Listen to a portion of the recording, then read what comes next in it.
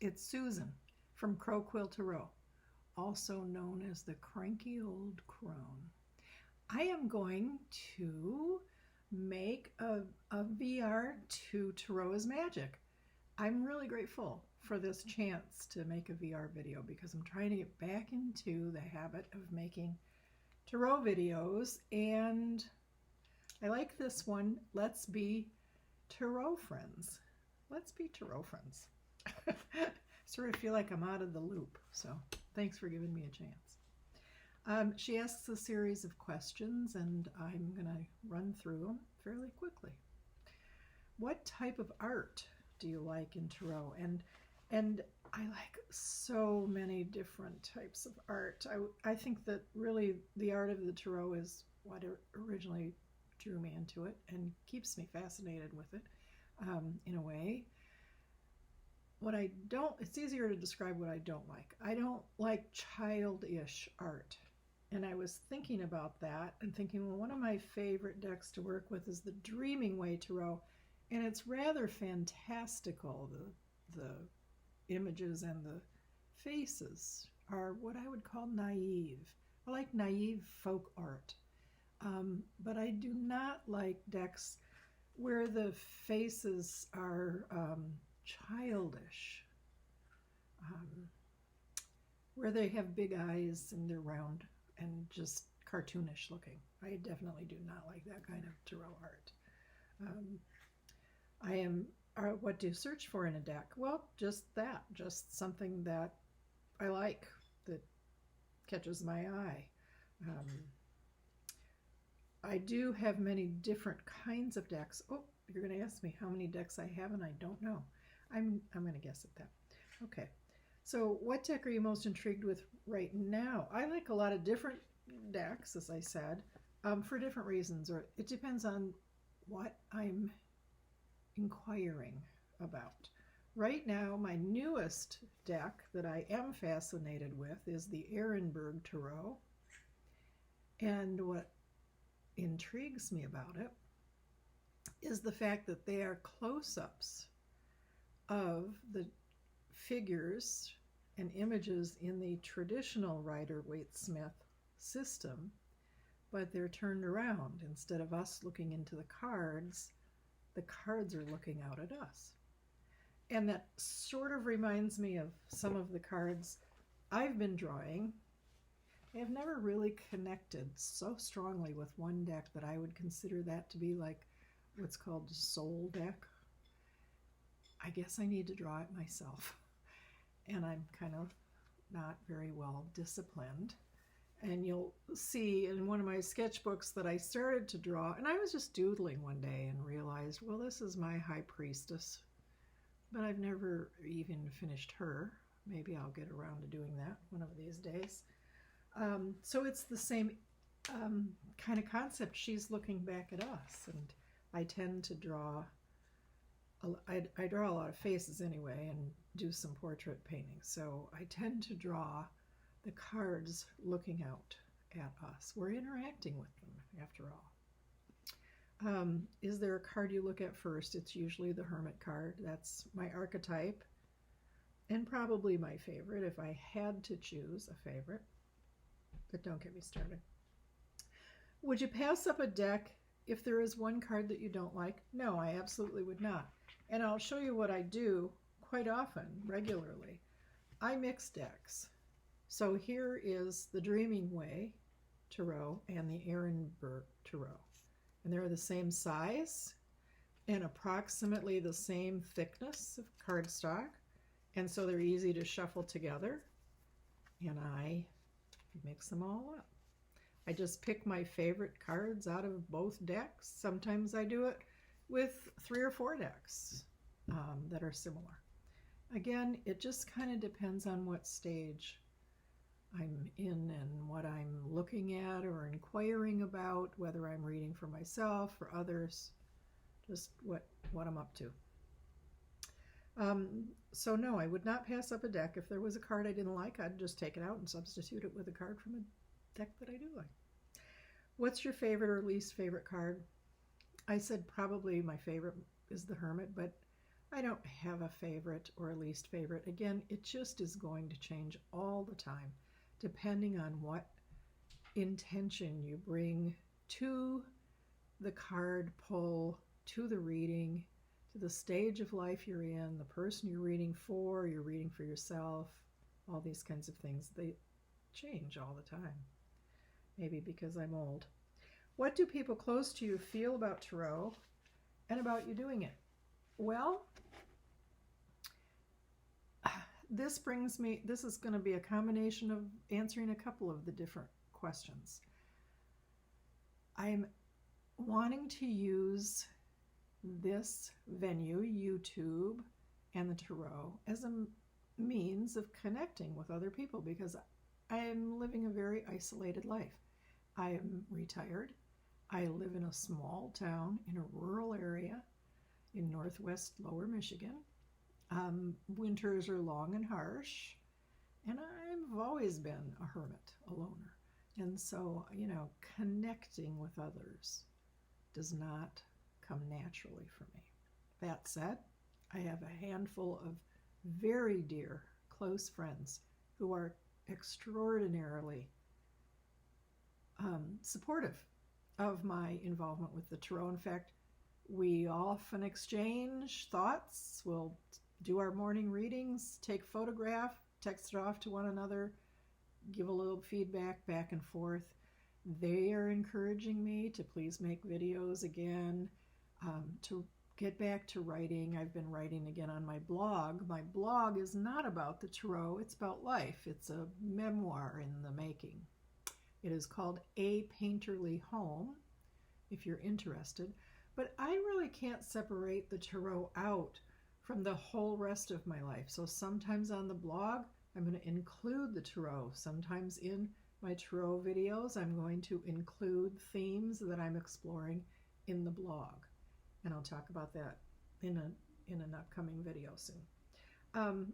So the people who are closest to me are extremely supportive, and I'm very blessed in that way.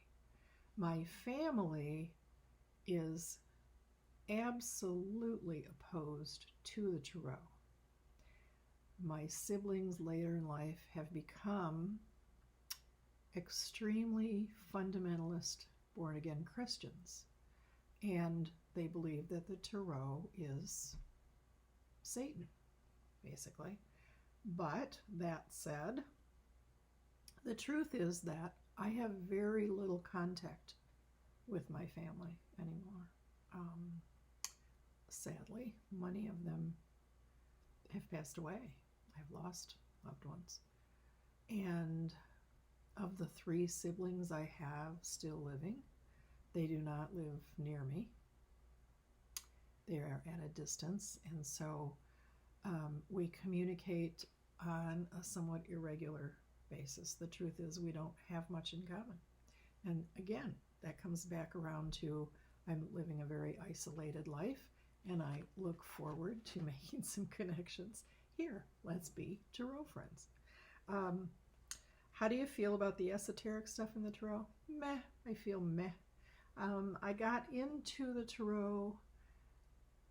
I was studying Jungian psychology in college, and I was interested in the tarot. But first of all, when I first learned about it, I didn't know what it was.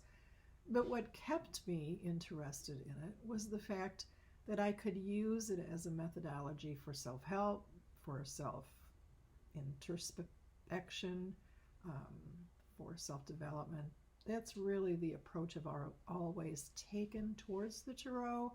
I've never used it as a form of divination.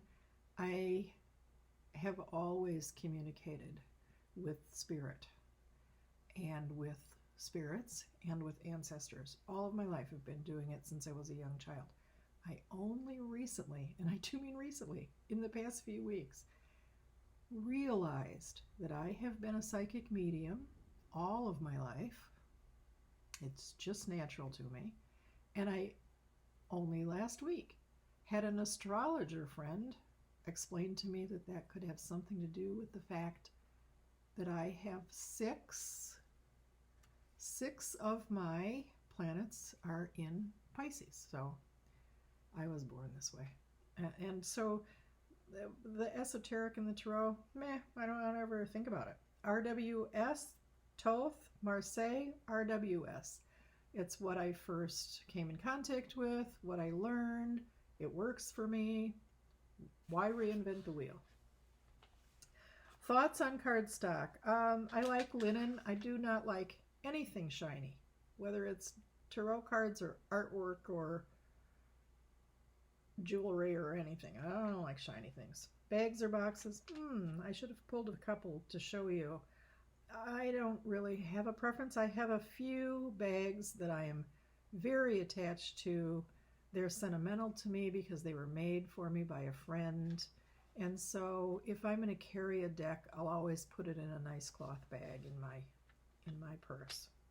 How did you learn tarot? Well, I was in high school. I was, I think, 15, if I remember correctly, around 15.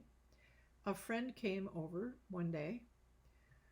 She had stopped at a garage sale on the way to my house and bought a deck of cards that she brought to me. They cost a dime. They were wrapped in a rubber band. They had no box, no little white book. I didn't know what they were. I didn't know what they were called. It would be years before I even heard the word tarot. I walked into a bookstore one day and astonishingly saw a book that had one of the images of the cards on the cover. I immediately bought it and got everything I could get my hands on about it. But what happened, she brought me the cards because she thought they looked like my doodles. And, I was going to high school. I wasn't paying attention. I was sleeping much of the time. And when I wasn't, I was doodling on the pages of anything and everything. So, they reminded her of my doodles, and so she thought I would like them, and they were only a dime, so she brought them to me. I often will say, I did not learn the tarot. The tarot taught me. And what I mean by that is I had these cards. I didn't know what they were. I'd shuffle, draw a card, stick it in my back pocket or my backpack, go off to school for the day, and I would see the card come to life. I would see the scene in the card play itself out. I would see a person that looked like the person on the card. I would have an experience that reminded me of the card, and over the course of several years, the tarot taught me. And they taught me how to use them, and they taught me what they were for, and they taught me what they meant. And when I did finally gain information years later about what this was, I found out that the meanings of the cards in the descriptions in the books were exactly the meanings I knew experientially. If you want to explain that to me, I'd appreciate it. So that's how I learned the tarot and got into it. Best news in tarot you've heard lately? I just think it's all good news. So just the huge explosion of cards and decks and availability and readers and YouTube channels, and it's just a great big huge deep rabbit hole, and I am just in my element in it.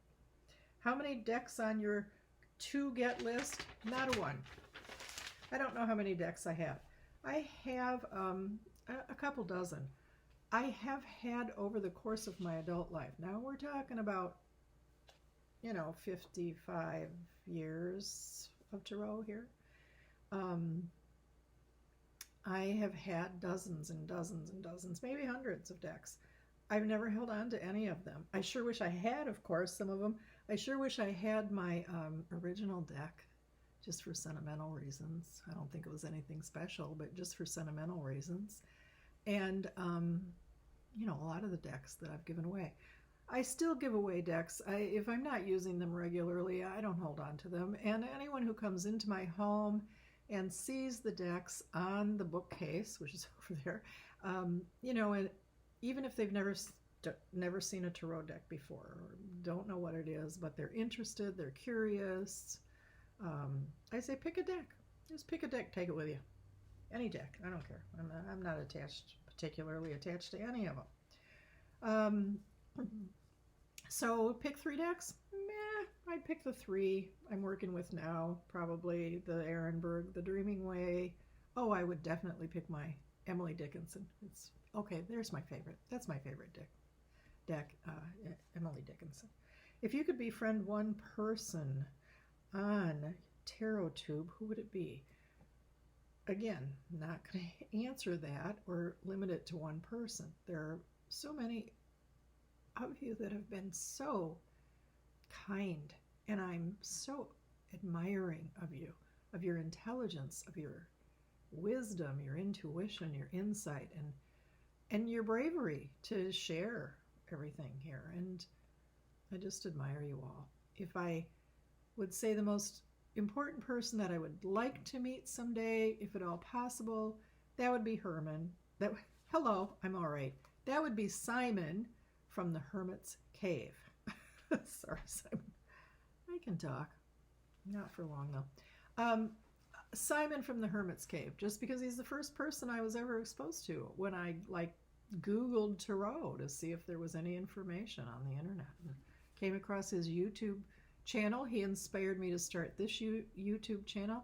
He's been encouraging to me throughout the years.